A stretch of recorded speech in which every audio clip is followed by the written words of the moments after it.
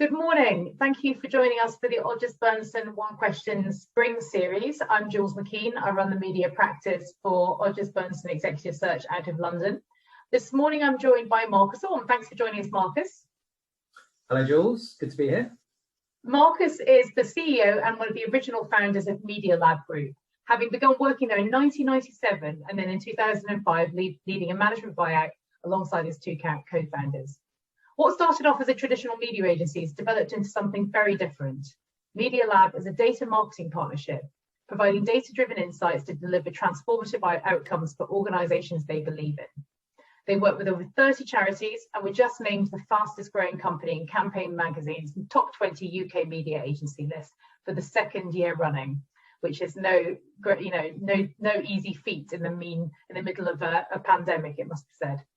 Marcus is still central to driving the culture within Medialab that he and his team have worked so hard to create over the past 16 years with almost 100 people. Core values such as doing the right thing have been integral to the way of Medialab, extending to client and supplier partners as well as to staff, creating an environment of belonging, commitment and team that's been crucial in navigating the past 14 months. I'm sure we're going to talk a little bit more about that today, Marcus. So, Marcus, you get our question for spring, which is, what, if anything, do you think our industry has learned from the pandemic? Gosh, what a question. Well, quite a lot, I think, is the kind of snapshot response. Thank you for that intro. It's quite funny hearing it talked about in those terms.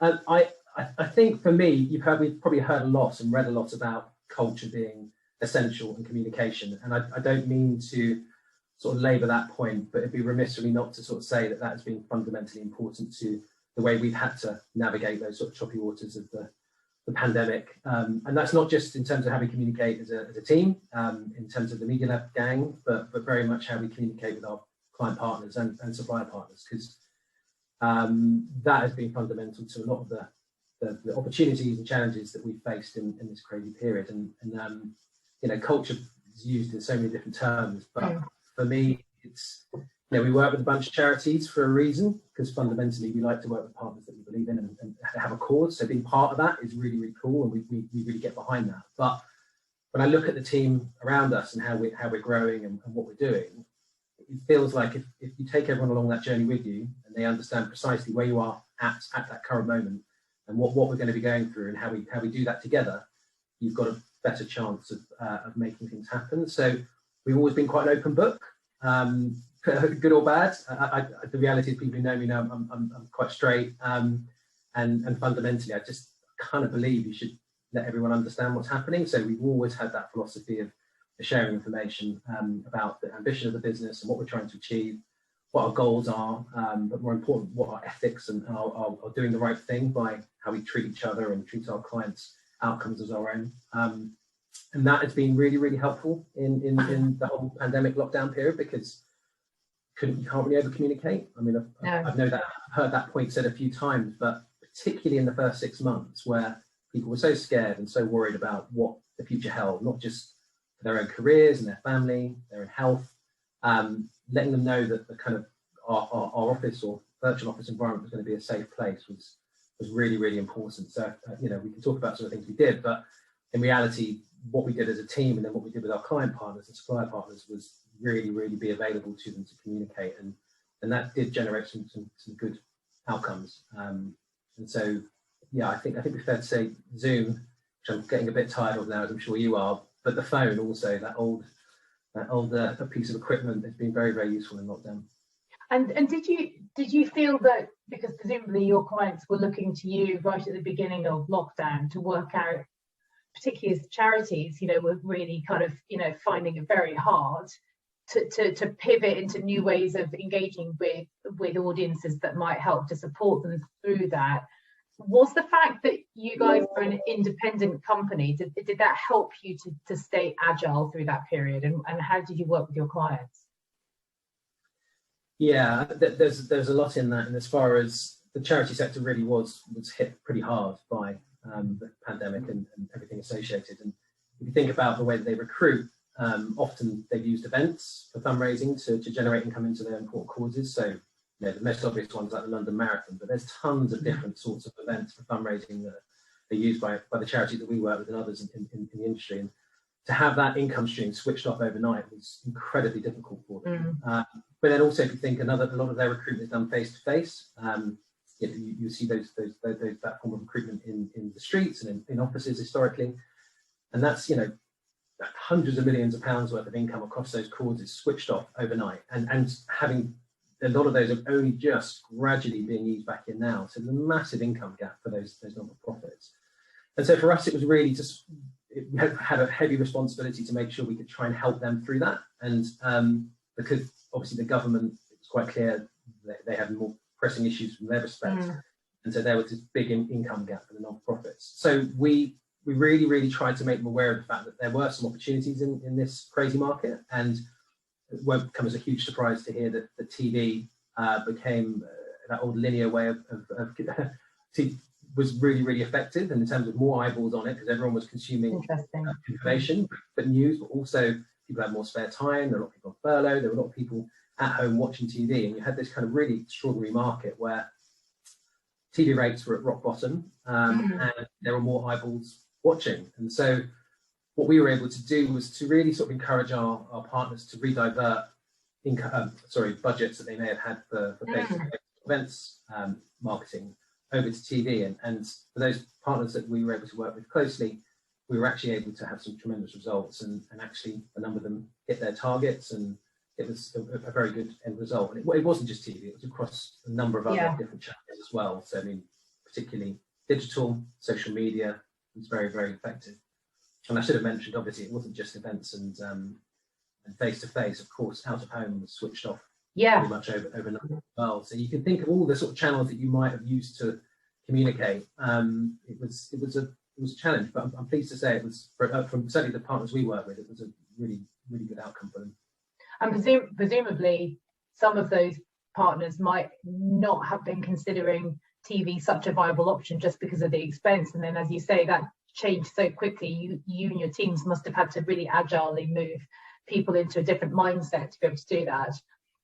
Yeah, and I think it's a really good point. I think we describe ourselves as a data marketing partnership. We don't like using the word agency. The reason being is because fundamentally the way we trade and operate is very different. We're media neutral, so it means we go where the data and insight tells us. So if we feel a channel is going to give the best result for our clients, that's where we suggest that they invest their budgets. And the relevance of this being is that the way a lot of agencies operate is they work through trading deals, and they media invest according to bookings that are locked in over a long period of time, which makes it difficult to be agile to buy. Now, I'm not criticizing that way of working, because fundamentally there are a lot of big global clients who need to operate in that way to have things laid down. So it's a place in the market for everything. But us being a UK-based independent allows us to trade in a very agile manner, and we're lucky to have a really talented team who work in that space. Steve Eames in particular is a legend of the industry, and we were able to get TV live in I don't want to put it on him again, but in a day, as opposed to weeks, months. And these weren't insignificant sums. So I think it'd be fair to say that the budget that was moved across there was really rather large, and the same across the other channels that became so important, which was primarily digital, social, and then also through press as well. But I'm probably boring you now. This is getting no. But the relevance was interesting. How the landscape, as you say, the landscape changed in a completely unpredictable way, and so having the agility to move into those opportunities, and ultimately what you guys are working on is pretty purpose-led, and I'm sure there must have been a sort of an added sense of purpose in your teams that these were charities that are helping people, and therefore you really want to, presumably people will go above and beyond the call of duty to try and help them. Yeah, totally. I mean, we treat clients' outcomes as our own.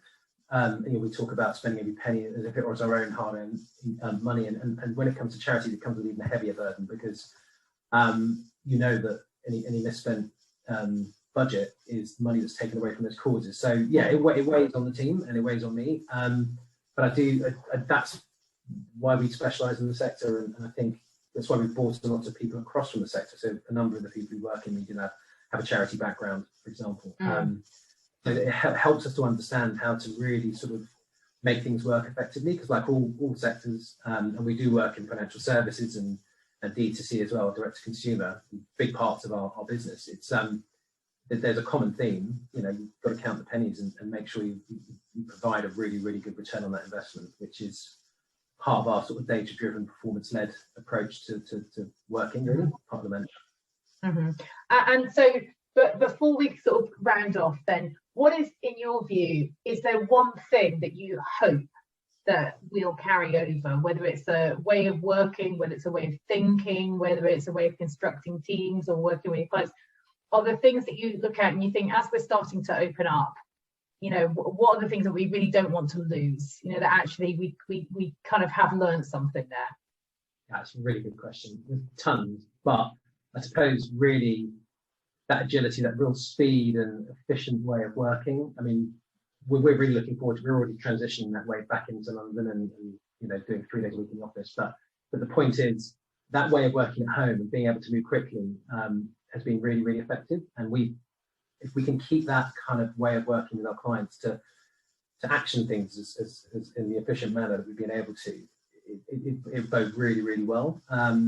But I do think it's a kind of bit of a hybrid, really. I really that you can't replace the face-to-face. You can't replace that way of working where you can get into, you know, that eye contact with your client, partner, suppliers and find out what they really want.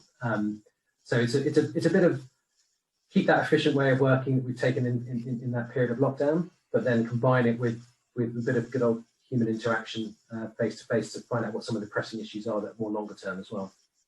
And I guess also you've sort of been validated in your approach of not, you know, not predicting the outcome years in advance and buying all of that media ahead of time, and that kind of agility and independence, I guess, has served your clients very well in that you've been able to react and pivot quite quickly. Yeah, true, but then we've never really known another way. I think I think people maybe thought it was a bit naive or kind of sometimes think there's a catch, but we don't really know any other way of working. It's always been not stuck in any trading deals, always, you know, basically using data and insight to inform really good decision making, and treating every penny as if it was our own. So that bit, we've always thought that way. So there's nothing new there. I suppose it's become more relevant in the market now, where people have had to be really, you know, light of foot and nimble in their way of working, and I think that's probably why we've grown quite quickly. Brilliant. Well, thank you very much, Marcus. Very, very kind of you to spend the time to answer the one question for the spring series for Odgers Berndtson, and look forward to seeing you on the fastest growing company list next year for campaigns top 20 media as well. No pressure. Let's hope. But thank you for having me, Jules. I've enjoyed it. Thanks, Marcus.